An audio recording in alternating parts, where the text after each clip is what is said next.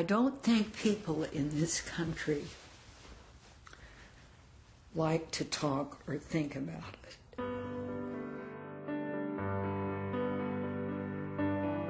Most people think of elder abuse as somebody beating an older person. This is one of the most invisible crimes. It's very difficult for me because I'm very friendly, and I think that that's why they took advantage of that. They'd always steal everything, whether it was money or jewelry. I think one of the things that we bump up against with elder abuse is shame, embarrassment, capacity. There is elder abuse occurring in probably every zip code in the United States. Elder abuse is a dark mark on our humanity. We're all going to get old, and we're all going to be potential victims. We're so conscious of all kinds of human rights, and this is an extremely basic human right.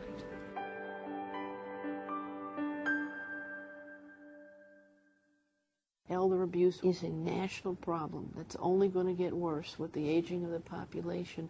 We need to have a systemic approach to this so that when our children or our children's children become senior citizens, that they don't face the same abuse and neglect that our seniors face today. My aunt has always been the type of person that adapted to whatever was around her. Very, very strong woman, and nothing much scares her very badly. She just adapts. I don't need nobody. She's the only one to take care of me. My aunt's son, who is the grandson's father, actually was having some financial problems and needed to sell their home very quickly. The mother had already died a couple years before. They moved in here, then he died, and the grandkids were left behind.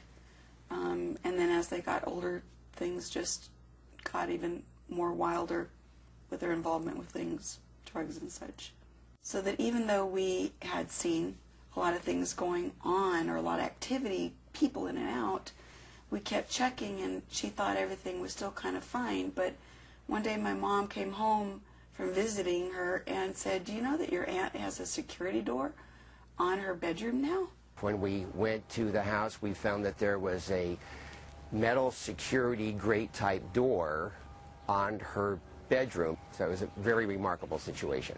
We had spent hundreds, thousands of hours in the last 3 years here dealing with crime directly related with this house and kind of in concentric circles away from the house.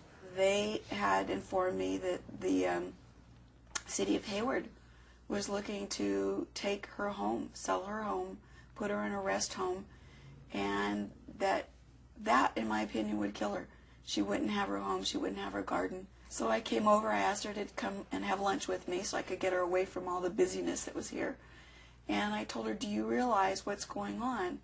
And she was starting to realize what was and the potential of happening. And I asked her, "Can I help you, if you allow me to?"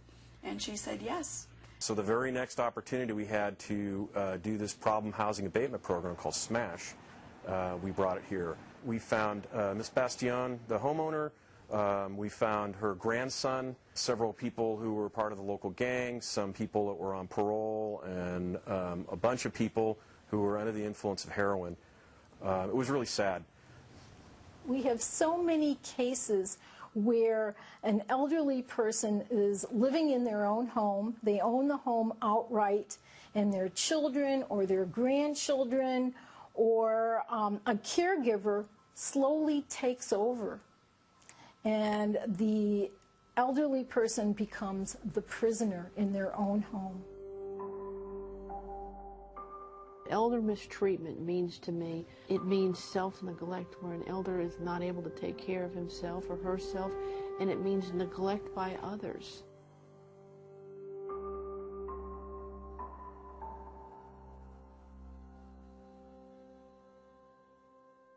A lot of times caregivers can speed up the process or even facilitate the process where an elder dies earlier than they would. When I look back on my dad's life, how interesting it was, the time I really treasure his stories. He's a Pearl Harbor survivor.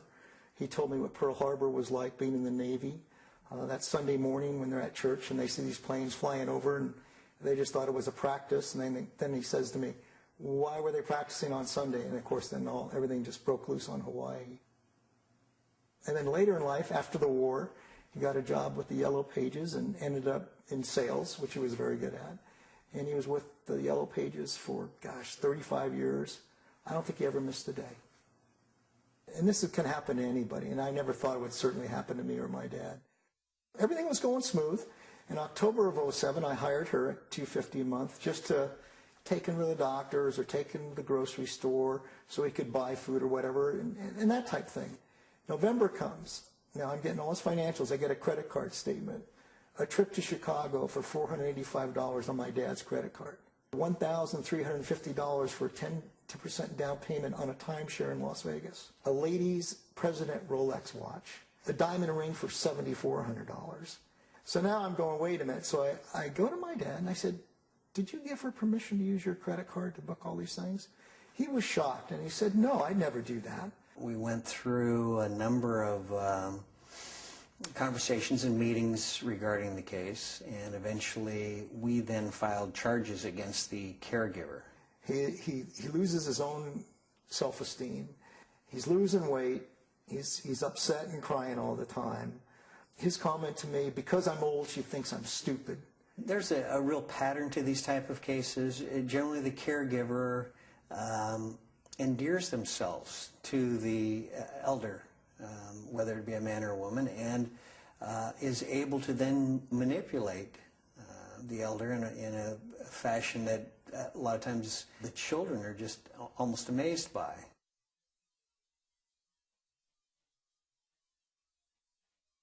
Your actions betrayed someone who genuinely loved and cared about you. You not only broke his spirit, you broke his heart. And she was a direct contribution to his death. I've seen cases of elder mistreatment where elders simply have died as a result of that.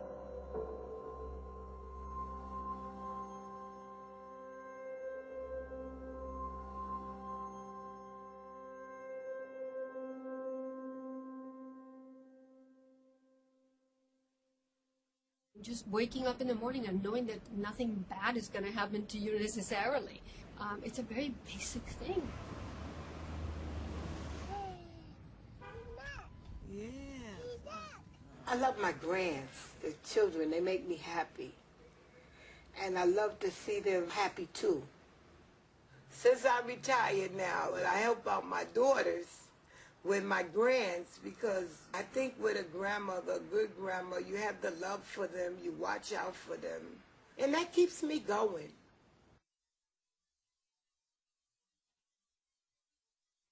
The abuse started when they took the children from my daughter and put them in foster care.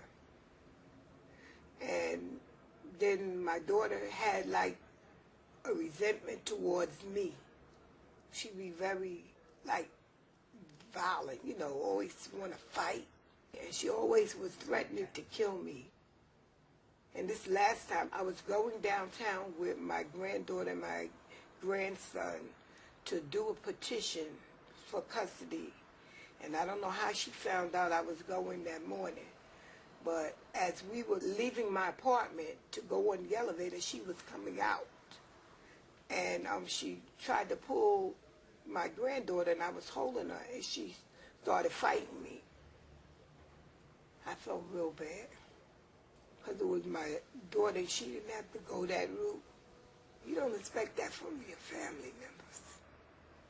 I would never in 100 years, if somebody would have told me in this lifetime that I would be facing this, I would say no. I cried at night, and sometimes I wish I could just go away.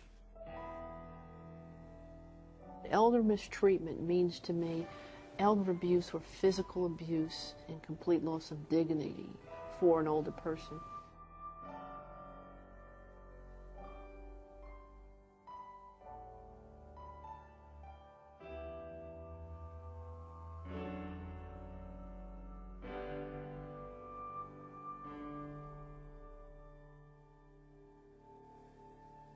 I think one important thing for us all to remember and to help people know and understand is just because people change, and maybe they're not as we knew them when they were our parents, and now they may not have all their faculties, that they haven't stopped existing as a person, and you don't have any right to pretend they don't exist and use their assets as if there's a better use for them than for them. He was a loan officer at the Bank of America. He had gone to a reunion in Lebanon, Tennessee, and had left, I would say, 4 or 5 days early. And he stopped at Las Vegas. And I think it was there that he met a woman in one of the casinos. And when he did come home, I realized that things had changed. I received a phone call from Pat's nephew, who had attended a lecture that I had given on financial elder abuse, and called and said that something is wrong. When Wilson was, or had met Jamie, I think that it was the beginning of Alzheimer. I feel that she did take an advantage of his mental condition. In the course of the investigation, there surfaced 28 credit cards, 15 cell phones. There were 20 stamps.com accounts that had been set up. It was very clear to us at the time that the Wilson Smith family was supporting some sort of illegal business operation. So that you know, there was approximately $750,000 involved with this case. It is an open investigation with the FBI. When someone has abused you and taken your information, you basically feel at a moment that there is nothing safe any longer. Elder mistreatment means financial exploitation, where those take the money and resources of other people and use it for their own good.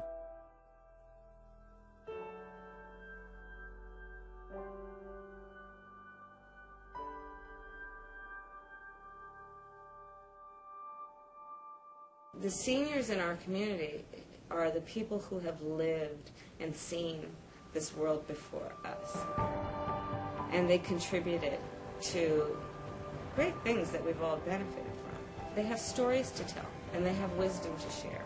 And they should be highlighted as one of the achievements of a community, instead of kind of deposited as though they're residue. We have to do more for our elders. We have to step up to the plate and enact laws that can protect them.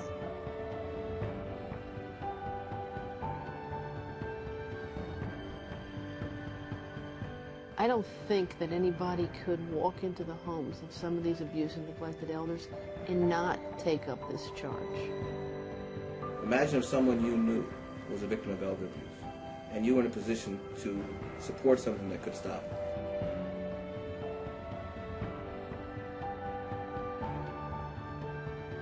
I know there are a lot of bigger problems in this country, but I think elder abuse is one of them.